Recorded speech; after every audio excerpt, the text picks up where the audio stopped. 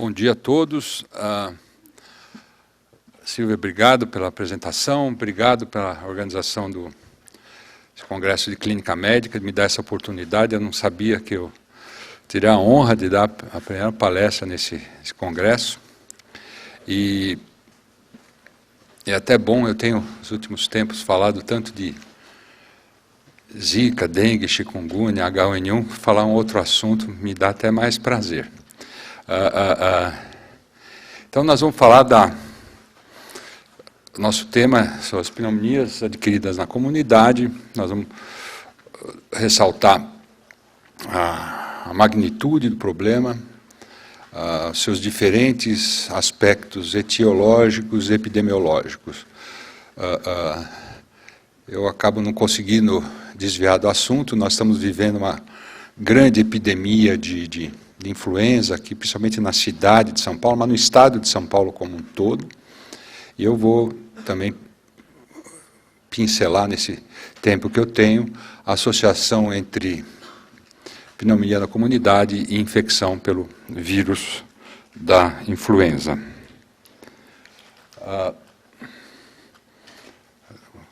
Conforme a normatização legal, eu aqui apresento meus conflitos de interesse, né?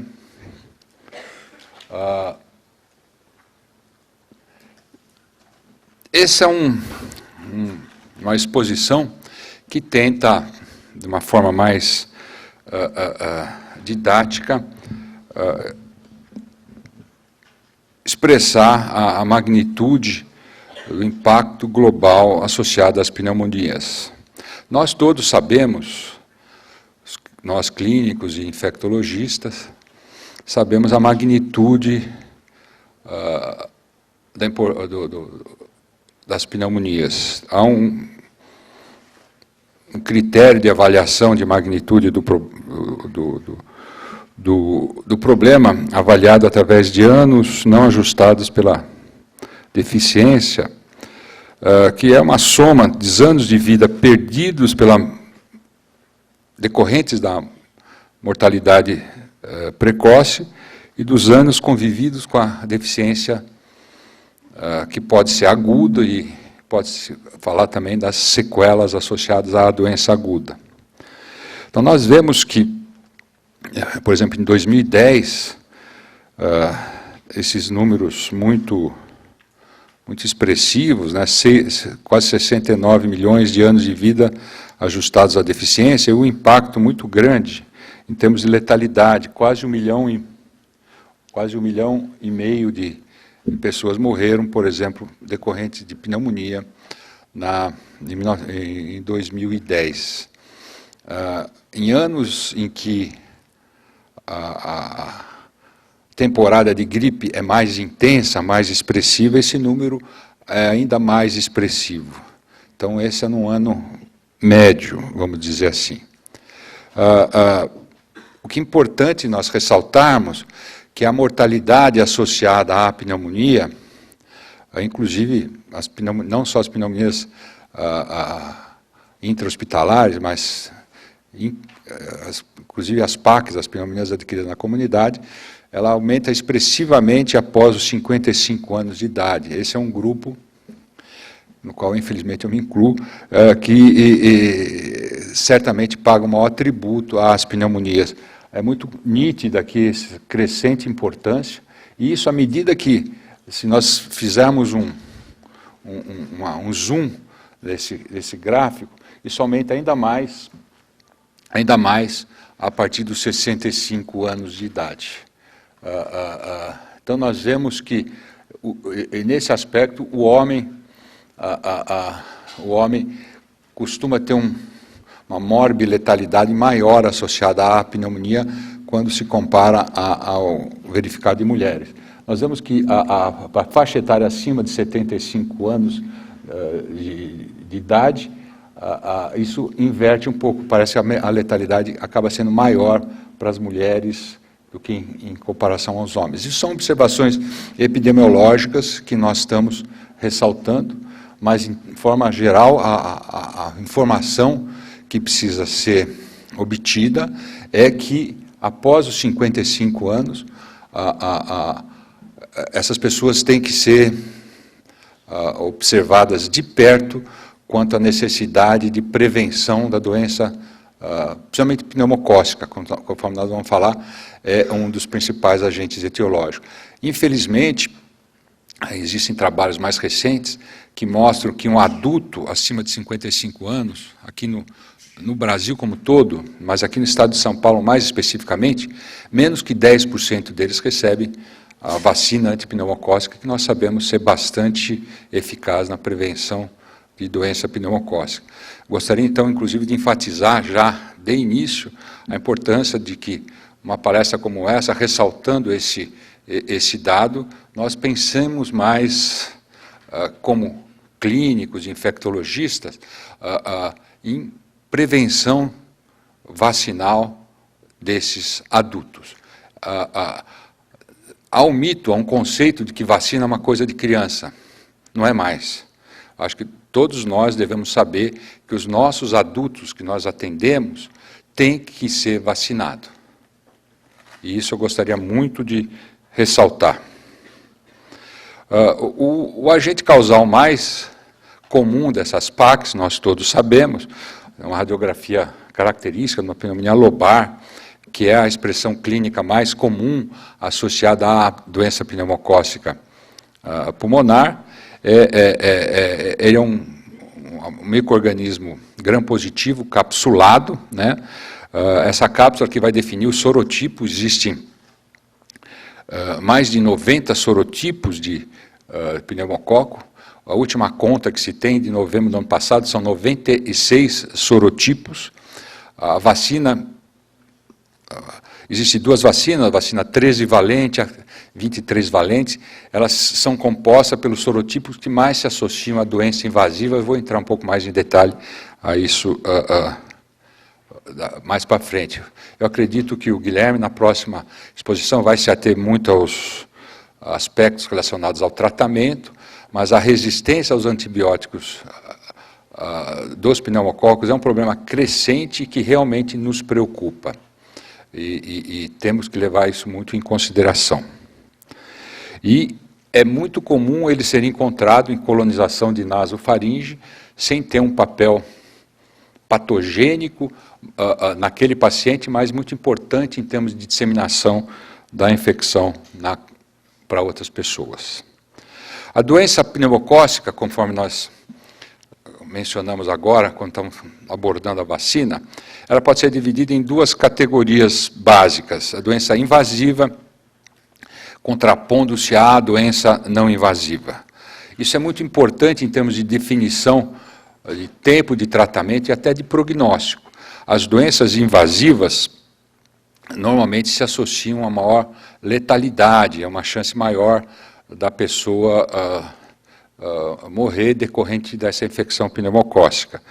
Então, é bom salientar também que algumas doenças que de início se apresentam como não invasiva, pode, principalmente se tiver algum fator predisponente de base, se tornar invasiva. Um exemplo clássico, a asplenia ou paciente funcional, por exemplo, um paciente com anemia falciforme, ou paciente que fez uma esplenectomia por qualquer outra causa.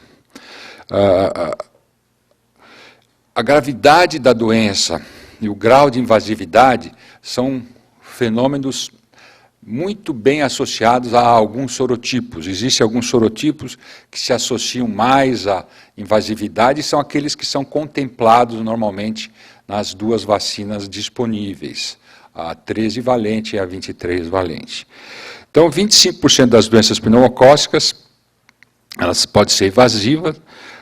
Invasiva, ela vai causar meningite, bacteremia, algum percentual pequeno das pneumonias podem se associar a hemoculturas positivas, ao redor de 5 a 10%. Uma pessoa normal, por exemplo, paciente com HIV em qualquer fase, mesmo aqueles imunologicamente um número normal de contagem de CD4, eles têm cerca de 3 a 5 vezes mais doença invasiva quando se comparado a pacientes que não têm infecção pelo HIV. Repito, em qualquer fase da infecção pelo HIV.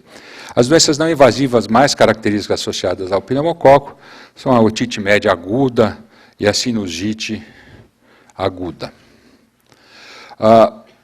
O que é importante nós salientarmos, que na etiologia da PAC, os streptococcus pneumoniae está mais associados a infecções polimicrobianas, principalmente em relação à influenza. Nós vemos aqui que, por exemplo, na associação pneumococo e influenza, há uma chance maior de evoluir para a forma grave. Como que a influenza pode se associar a comprometimento pulmonar? Ou, se o paciente tiver uma condição, uma comorbidade, cardiopatia, doença pulmonar, diabético, ciência renal, obeso com índice de massa corpórea acima de 30, mulheres grávidas, são pessoas que têm uma chance maior de, tendo influenza, ter complicação associada ao próprio vírus, uma pneumonite causada pelo vírus, ou facilitar a penetração do pneumococo como uma complicação bacteriana do quadro de gripe. Existem outras associações possíveis, mas são menos frequentes, de strepto com hemófilos, o pneumococo com clamídia, com micoplasma, com legionela. Nós vemos que a associação do vírus influenza com outros agentes é menos comum, né? A doença pneumocócica no Brasil é um trabalho muito interessante, publicado agora, há 2 meses atrás, mostra que a partir adultos com 18 anos, nós temos verificado nos últimos anos um aumento expressivo, acima do esperado, em qualquer faixa etária a partir dos 18 anos de idade. Há várias explicações relacionadas às nossas condições de clima, a essa aglomeração urbana, a poluição, mas o que nós temos visto é realmente um dado epidemiológico que precisa ainda ser consubstanciado em termos de fisiopatogenia com mais cuidado. É uma observação que precisa ser verificada em relação e ressaltando que nós estamos falando aqui de doença pulmonar invasiva, né? O número de casos graves de doença pneumocócica invasiva tem aumentado no Brasil. Em idosos, que são o grupo que nós já mostramos, onde a morbi-letalidade é muito mais expressivo, há várias casuísticas, eu quis mostrar isso para vocês, porque não há uma unanimidade na literatura, são vários os trabalhos aqui mencionados. Eu coletei isso através de uma revisão publicada há cerca de 2 anos atrás.